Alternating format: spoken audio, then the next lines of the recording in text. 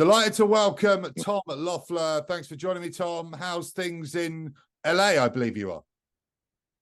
Yeah, in Los Angeles, things are great, Adam. We have a show coming up August 26th on UFC Fight Pass featuring the return of King Callum Walsh. So whenever we're getting ready for a show, we're always excited about that. Callum's fastest rising star in boxing with only 7 fights, headlining UFC Fight Pass at the Commerce Casino. And we actually changed opponents.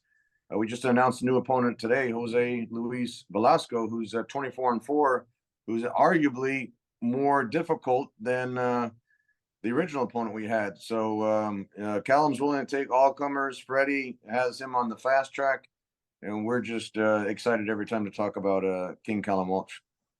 Yeah, King Callum Walsh, he's out almost every month. You've got him fighting quite a lot.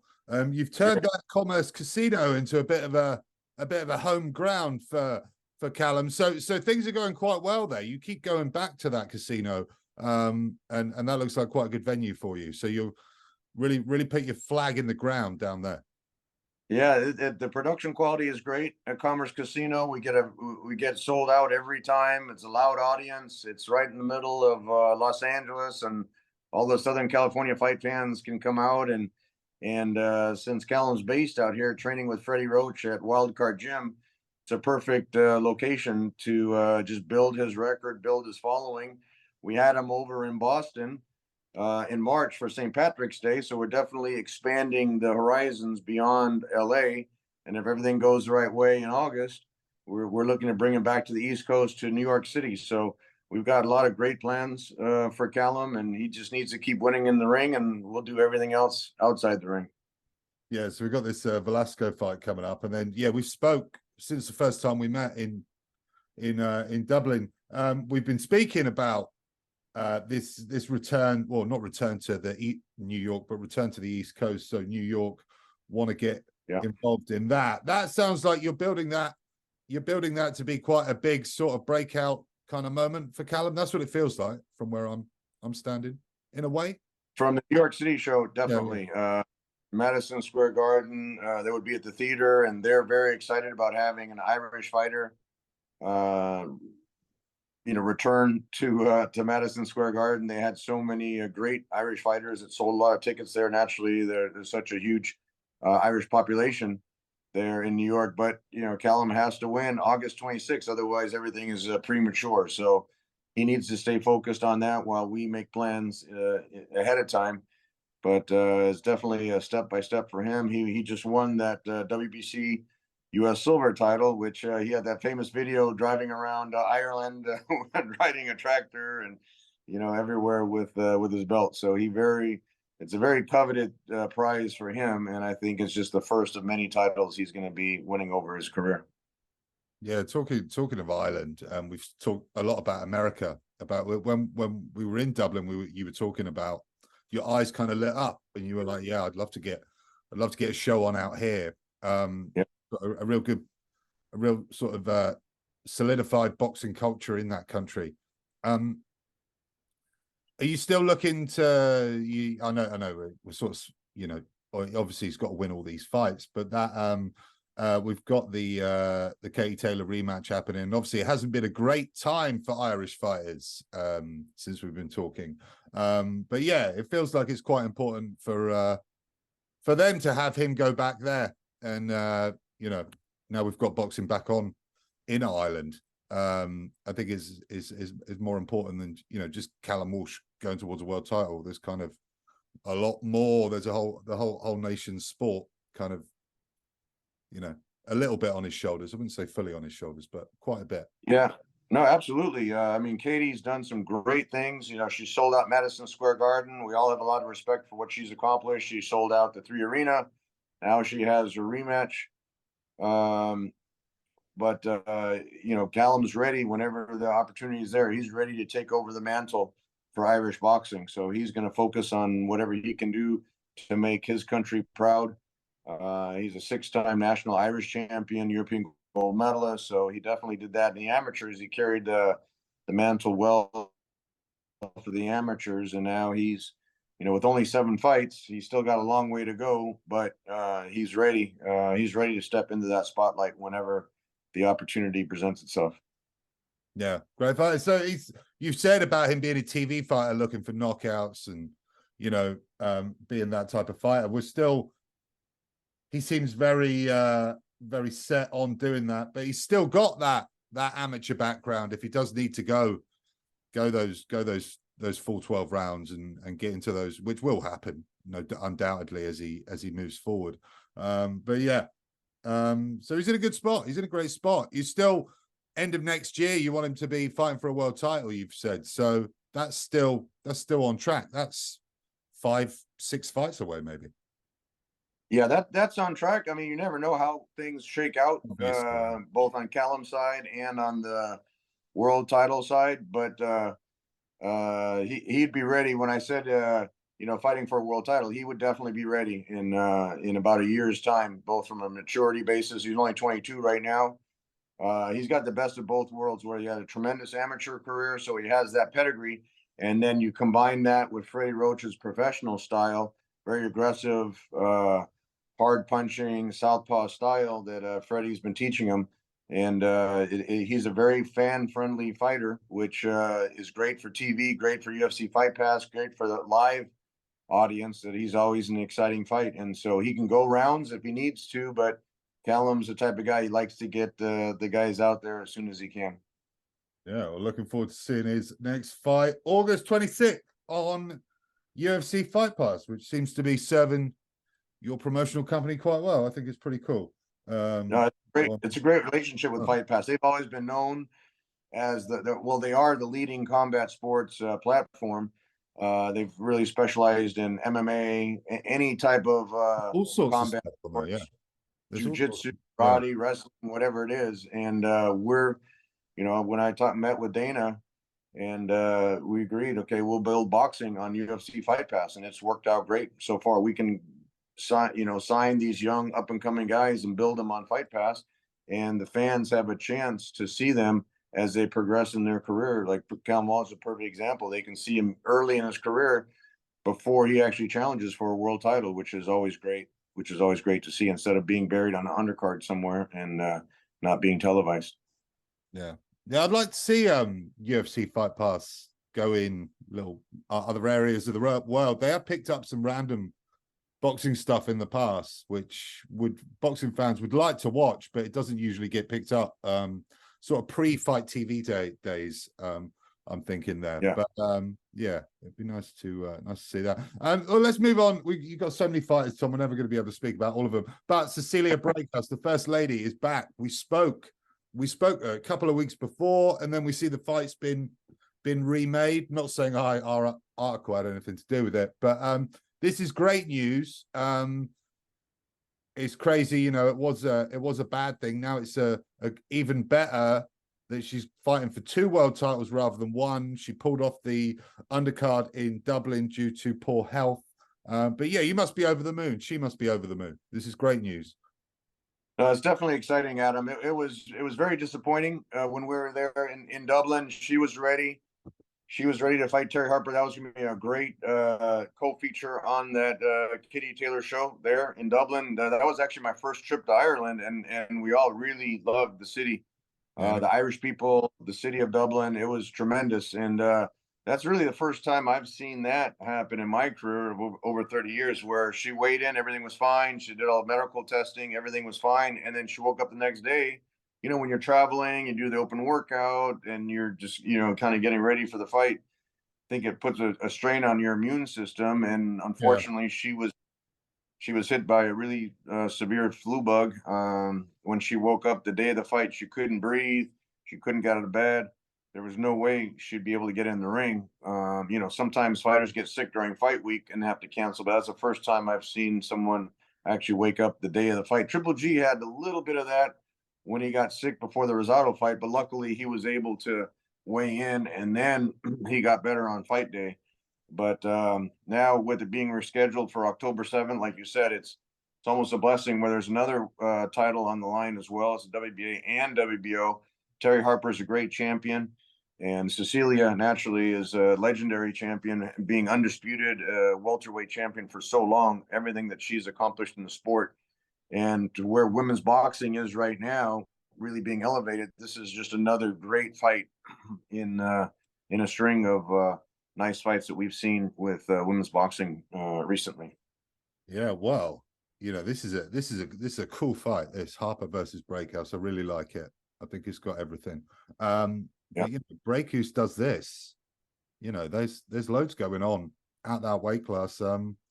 Yeah, it will be remain to be, but it's a bit of an unknown. I don't know quite what to expect from the fight, but I look forward to that one. Have you ever worked in Sheffield before, Tom? I've been to Sheffield. We haven't had a fight there, but I was with Kevin Kelly when he was chasing Naseem Hamed, when I think Hamed fought. All right. And so I was there with Kevin years and years ago. But Sheffield, I know it's a great boxing city. They got great fans over there, and we look forward to coming over there and having that fight with Terri Harper. We have a lot of respect for her and our team. And like you said, I think this is a great matchup for women's boxing. If Cecilia can pull this off, she's just right back at the top of the sport. Yeah, just like that. Yeah, we've got so on the undercard, like the co-main for Lee Wood versus Josh Warrington. So Wood from Nottingham against Leeds Warrington. So we're meeting at the battleground will be Sheffield. So yeah, I will make sure I go to that one. I will probably cancel Latvia show for that because that will be a great night. Yeah, fantastic. Moving on to Serhii Bohachuk. He's in a very great position on the cusp of potentially becoming a world champion at 154 pounds as well. He was out recently against Patrick Alotti. Sensational performance. Yeah, now's the time for Bohachuk, surely. This is it. That shot at a world title. He should be there or thereabouts. He's right there on the cusp of a world title fight, rated number 2 in the WBC. He's got the WBC Continental Americas championship. He's made 3 title defenses of that, or at least 3 fights, 2 title defenses. And yeah, he's right there. That was a very impressive performance against Alotte. Alotte fought Jaime Munguia, challenged for a world title before against Munguia. He went all the distance against Kanat Islam, who's a world-class fighter. So having a first-round stoppage by Bohachuk was very impressive. So I think he's really in his prime right now. He had that setback where he went back to Ukraine to get his visa, and then Russia invaded the country, as we all know, and was literally stuck there for over 6 months trying to get legally out of the country and get his visa back to America. And then he had to go to Poland for a month, wait for the U.S. embassy to open there, and then he finally was able to come back here. So I see him more motivated than ever, fighting for his career, for his people, and most importantly for his country. Instead of being on the front lines, his brother's in the military over there in Ukraine, and so his brother's fighting in the military, and he's fighting in the boxing ring for his country, representing the country of Ukraine. Yeah, that whole Ukraine, everywhere you go, I've just been on a talent meeting for the show on Wednesday. Petros Ananyan, Armenian Russian fighter, a very similar story. Just things were not very nice for a year while families were stuck in war-torn areas. Again, happier that his sort of life sorted out. But yeah, that Ukrainian thing, that in terms of being Ukrainian with what's going on in their country, I think is quite underestimated. We had in Edinburgh, the city I live, we had a Wasserman show. We had 2 Ukrainian heavyweights come in as the underdog, Bohdan Mironets and Konstantin Dovbychenko, excuse my pronunciation, but both picked up the away victories. So yeah, those guys are fighting with a bit extra, it looks like, anyway, at the moment. There's a lot of stake. Yeah, I have a long history with Ukrainian fighters, naturally starting with the Klitschko brothers, promoting all of their fights since 2004, when Vitaly first won the WBC heavyweight championship, and everything that they've been through. Vitaly's now the mayor of Kiev. I've been over there a number of times, many friends in Ukraine through the Klitschkos. Then I was able to put on Usyk on 2 HBO shows over here in the US. So we followed Usyk's career very closely and have a great relationship with Alexander Krasiuk, because K2 Promotions, Ukraine, his promoter, and that's a great fight coming up also on August 26th, Usyk versus Dubois. I'm going. Um, I'm off to it, Europe in a week, so I can't wait. it's actually at the same stadium where we did Vitaly Klitschko against Tomas Adamek. Yeah. So that was a great stadium. It was brand new when we went there. It was actually the first event was the Klitschko fight. They built it for the World Cup, and it was just the week of the fight. We went to do a site survey, and they were still laying bricks and pouring concrete. And we were like, "Are you sure this is going to be open?" But sure enough, when it came to fight night, it was a fantastic atmosphere there in that stadium. And yeah, that's a great fight coming up with Usyk. Yeah, I think that's sort of around the Ukrainian Independence Day as well. Yeah. Are you going? Are you going to go to that, Tom? Or No, unfortunately, I won't be able to go. We have the oh, of show on the course you same can't. day Yeah. in LA, but luckily it's different timing, so I'll be able to see that early in the day, and then we have the show in the evening here, Los Angeles time. But yeah, Serhii comes from a long line of proud Ukrainian fighters, and hopefully he can fulfill his dreams of becoming a world champion. Yeah, so you just sit waiting patiently to see what happens with those belts at 154 pounds, like everyone else. What do you envision seeing? Have you had any idea, or will the WBC let? Do you think they'll let him Charlo keep the belt for quite a while, be a champion in recess? What do you think is going to That's a good question. He's really kind of clogged up the division for a Yeah, long time. all these champions? He got all the titles. So you got it looks like there's going to be a rematch with Fundora and Mendoza coming up, and then Serhii's right there, like I said, in a perfect position to challenge for a world title next year. So we got to see what happens with Charlo. I don't know. Once you move up 2 divisions, I don't know how effective it's going to be for him to come back down to 154. But we'll see. Only time will tell. Naturally, if he wins the fight with Canelo, then I'm sure he would stay at the bigger division, and then that would vacate the titles at that division. So that would kind of open things up, just depending on how the results go with the Canelo fight. Well, a lot of people are kind of starting to lean towards Charlo. Well, who you got in that one, Tom? Who do you think? That's a good question. I mean, he's definitely coming up 2 divisions. I have a long history with Canelo when Triple G was really going after him. When Canelo was at 154, and then he moved up to the middleweight division. Then he became right in the crosshairs of the Triple G fight. A lot of people forget when the WBC mandated that fight, we gave Canelo a free title defense against Amir Khan, and then he was ordered to fight Triple G, and he actually vacated the title, saying he was still a 154 pounder, which no one really believed that, because he really struggled. I think that's when he fought Liam Smith at 154, but then he just went straight back up to 160, and that's when we were able to put the fight together with Triple G. Around Canelo definitely waited a year and a half to fight Triple G in that very first fight, which most people think Triple G won anyway, but that's a whole different discussion. Yeah, well, it's a discussion sort of like how weight classes are sort of politicized, fighters wait to do certain things, which is 100%. Yeah, but yeah, we won't get into that now. That could be a book. Yeah.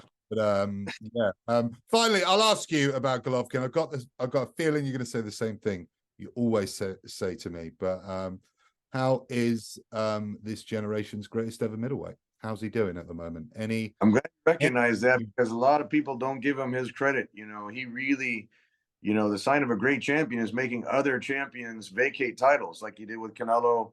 He did with when Daniel Geale went to fight Felix Sturm, and then WBA ordered Geale to fight Triple G, and he vacated that title. I mean, that's when fighters are literally afraid to fight their mandatories.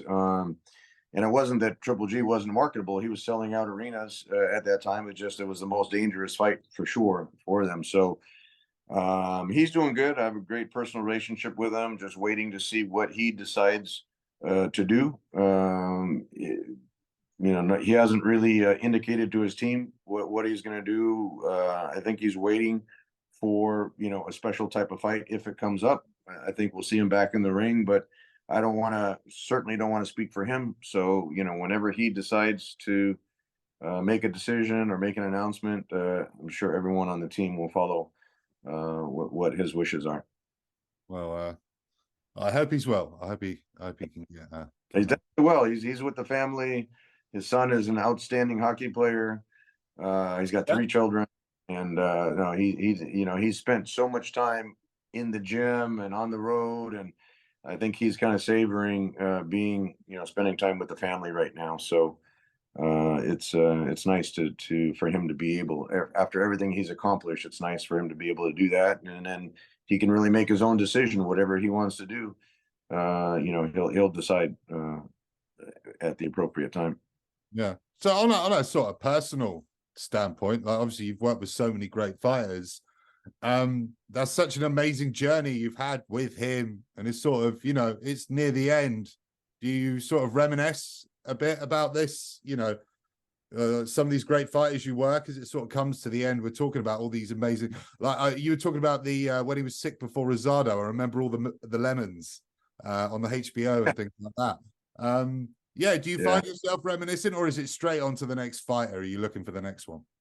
No, I always appreciate the memories. With the Klitschko's, we had so many great memories all over the world. The fight with Vitaly versus Lennox Lewis stands out for sure. I really think if the ref had let it, or not the ref was going to let it go on, but when the doctor stopped it, the doctor had given Vitaly one more round. I really think from Lennox's body language when he collapsed on the stool in that 6th round, when Vitaly was winning 4 rounds to 2, I don't think he would have lasted another round. But that's the way things go. That was a tremendous heavyweight fight. Great memories with Shane Mosley, managing him, and Kevin Kelly. Naturally, that fight with Nassim. Triple G is special because I felt like when I started working with him, he was already training with Abel Sanchez and Big Bear, but no one really knew who he was over here in the States. Great amateur career from Kazakhstan, but really wasn't on the radar screen here at all because he was kind of buried on shows over there in Germany on the promoter he was with in Germany originally. And then as soon as we got him on HBO, it just seemed like everything exploded. He fought in Monte Carlo 3 times. He literally fought all over the world, from the UK. He sold out the O2 against Kell Brook. He fought Murata in Tokyo.